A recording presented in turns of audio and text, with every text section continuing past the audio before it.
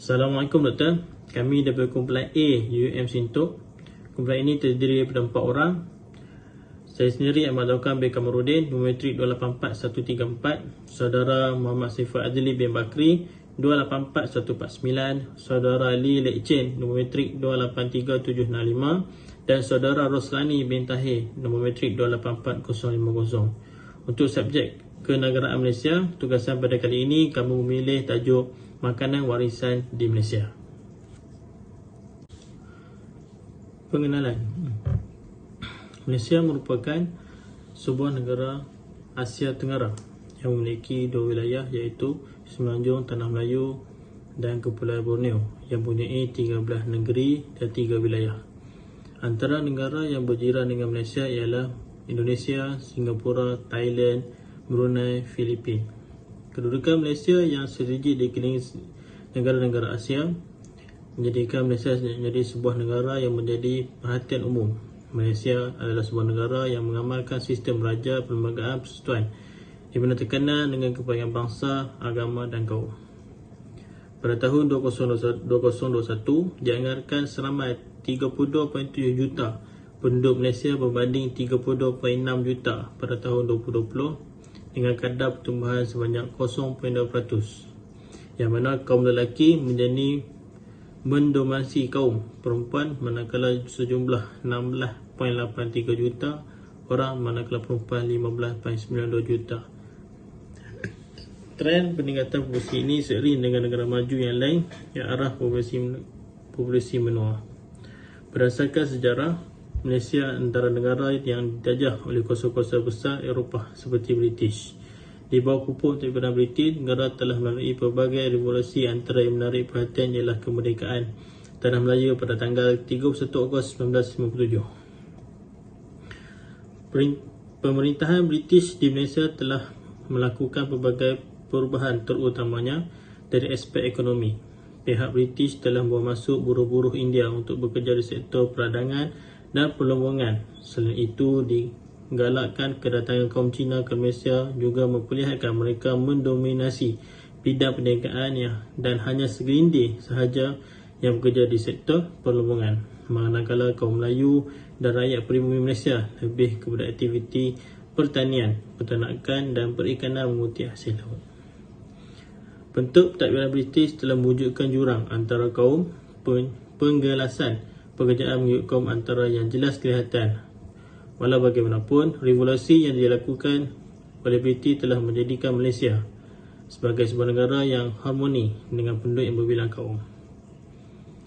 Kepelbagaian kaum yang wujud di negara telah menyatupadukan semua kaum sekaligus membentuk suatu budaya yang unik di bawah satu bumbung. Malaysia juga antara negara yang kaya dengan keunikan budaya, adat rasam, kepercayaan dan gaya hidup.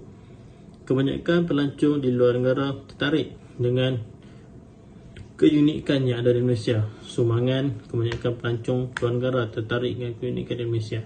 Sumbangan besar pembentukan Malaysia ini dikenali seluruh dunia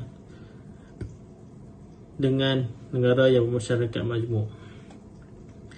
Malaysia terkenal dengan masyarakat yang berbilang kaum. Oleh itu, tidak heranlah di Malaysia terdiri daripada pelbagai jenis makanan yang boleh dinikmati bersama walaupun perbezaan budaya, kaum dan bangsa. Setiap kaum mempunyai makanan tradisional masing-masing. Justru penulisan ini akan memfokuskan kepada makanan warisan di Malaysia. Pelbagai jenis makanan warisan di Malaysia dipengaruhi oleh pelbagai budaya di Malaysia. Setiap kaum dan etnik mempunyai makanan yang tersendiri. Makanan warisan di Malaysia. Seperti yang kita sedia maklum, makanan adalah keperluan harian bagi manusia, bagi kelangsungan hidup dan sebagai sumber tenaga bagi menjalankan aktiviti yang pelbagai. Pilihan makanan dikembangkan melalui identiti dan budaya masyarakat setempat. Pelbagai masyarakat yang berbilang kaum seperti perbezaan latar belakang di Malaysia telah mewujudkan makanan pelbagai serta diwarisi dari turun-temurun.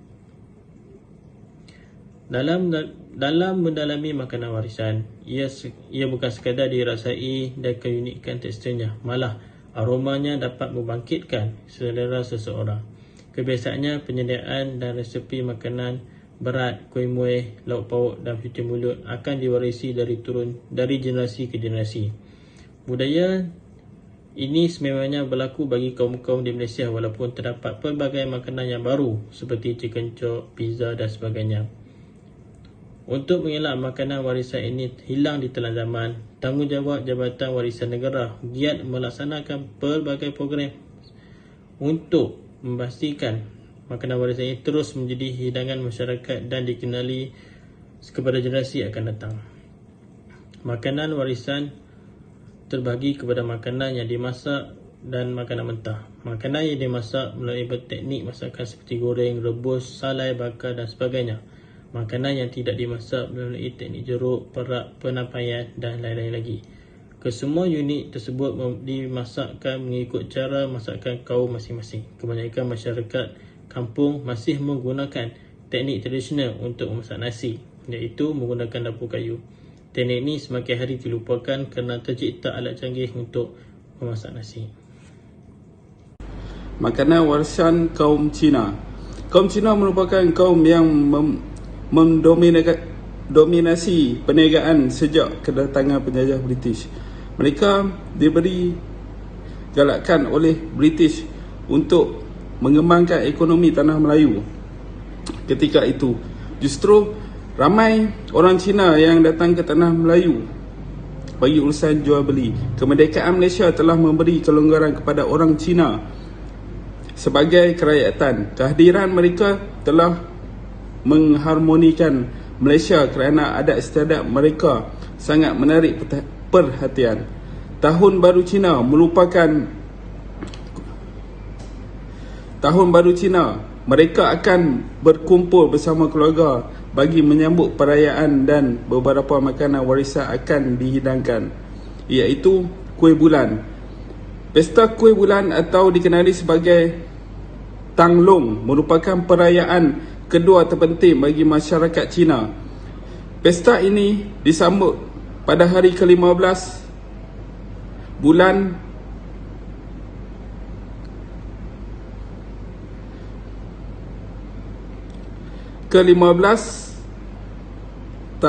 bulan ke-8 pada kalender Cina, iaitu pada pertengahan musim luruh.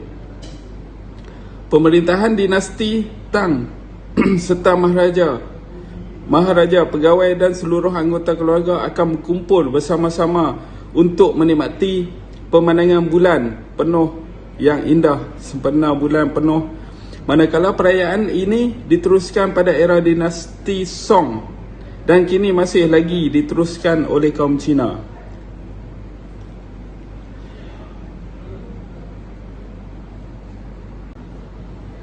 Ketiga, dodol. Dodol ialah sejenis makanan manis dan kenyal seperti karamel dan tekstur melekit yang dibuat daripada tepung pulut, gula, santan. Para ulama terdahulu berpendapat bahawa rekod terawal dodol telah dikesan pada tahun 1926 di Betawi, Indonesia, iaitu pada zaman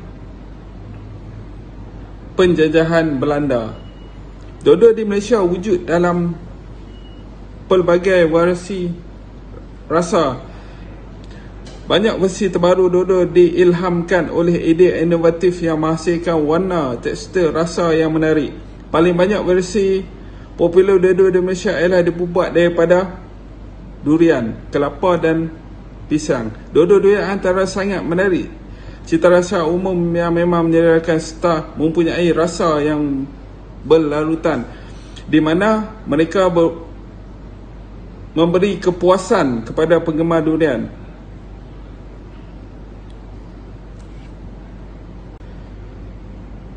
Selain itu, Char-kway-teow. Char-kway-teow merupakan mi berasaskan beras yang dimasak oleh kebanyakan kaum Cina. Ia sangat popular di benua Asia Tenggara dan dimakan oleh semua kaum secara meluas. Char-kway-teow ialah makanan tradisional kegemaran orang Cina, terutama ketika pada waktu pagi sarapan. Char-kway-teow turut dimasak oleh kaum lain di negara ini kerana rasanya yang memuaskan. Kau Tiao atau Cha Kau Tiao telah diperkenalkan oleh komuniti Tiao Chao dari daerah Shuantao, China. Sejak dahulu lagi, mi tersebut telah dijual oleh golongan para petani dan nelayan untuk mendapatkan pendapatan di Malaysia.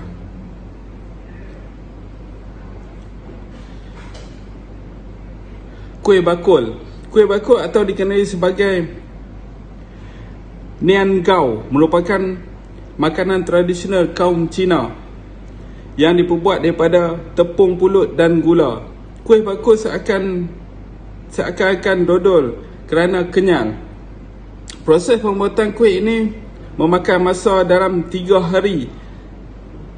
Kuih ini boleh dimakan bila-bila masa sahaja dan secara tradisi kuih bakul dimakan sempena sambutan Tahun Baru Cina. Bagi kepercayaan masyarakat Cina, memakan kuih bakul sempena perayaan ini akan mendatangkan tuah ketika perayaan.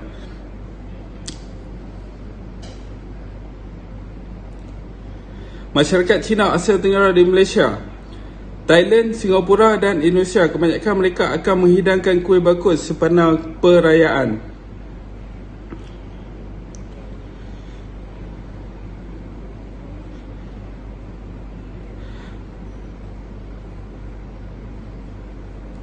Sekian, terima kasih.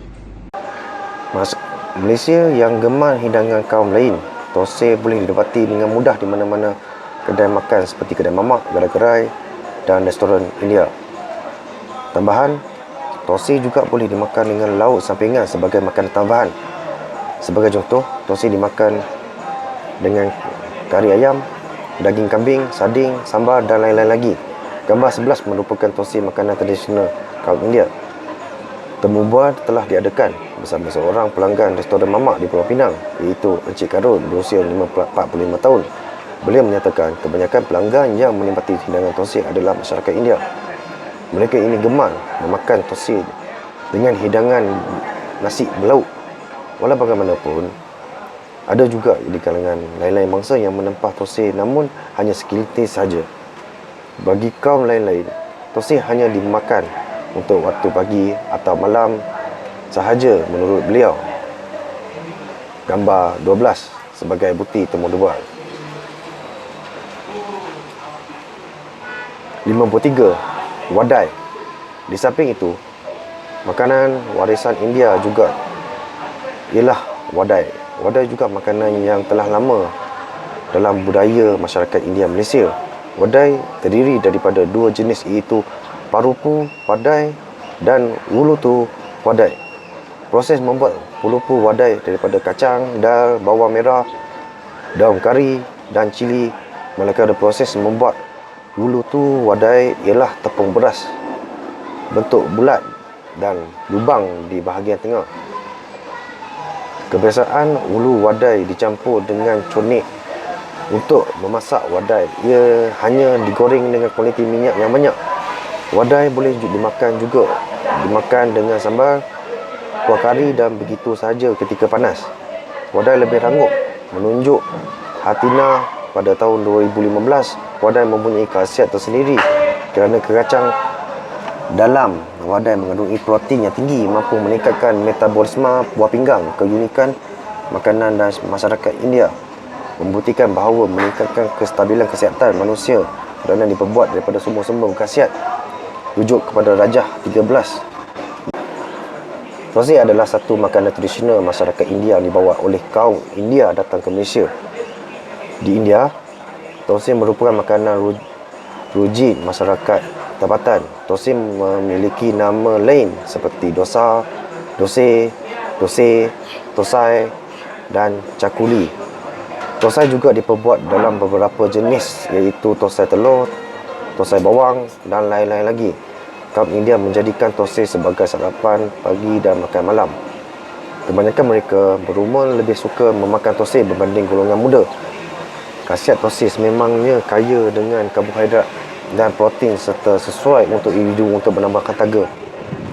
Makanan tradisional masyarakat India ini juga menjadi tumpuan pemakanan rakyat Malaysia yang tanpa mengira bangsa dan agama.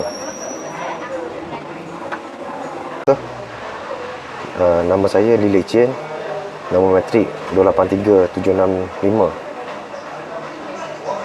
5.0 Makanan warisan kaum India. Kedatangan kaum India ke tanah Melayu mendapat input positif, sehingga kini kebanyakan makanan tradisional mereka dinikmati oleh setiap lapisan masyarakat tanpa mengira berperingkat umur, bangsa dan agama. Era pemerintahan British, tenaga mereka dikerah oleh pihak British dalam kegiatan peladangan dan pelombongan. Selepas menerima kerajaan Malaysia, kaum India telah memberi sumbangan optimum dari aspek kebudayaan dengan memperkenalkan pelbagai jenis makanan tradisional. Makanan warisan kaum Kadazan Sabah. Kaum Kadazan merupakan etnik pribumi Sabah yang menetap di pantai barat Sabah dan kawasan pedalaman. Kaum utama ini digabungkan dan menjadi Kadazan dan Dusun. Hal ini kerana terdapat persamaan dari segi bahasa, budaya dan sebagainya, menyebabkan kedua-dua kaum ini digabungkan dan dikenali sebagai kaum Kadazan. Kaum Kadazan sangat kaya dengan adat istiadat mereka yang diturunkan daripada nenek moyang mereka.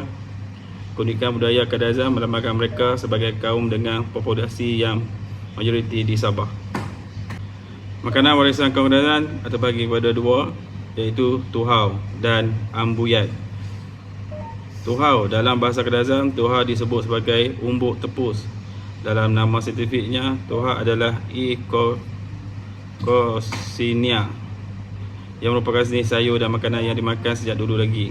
Tuhau adalah makanan warisan yang dimakan oleh seluruh kelompok masyarakat di Sabah tanpa mengira kaum. Kebanyakan tuhau terdapat di kawasan Ranau, Keningau dan Tambunan. Pelbagai cara boleh dibuat, iaitu hiris dan hancurkan tuhau. Tuhau juga boleh dijeruk dengan limau, cili, garam dan gula.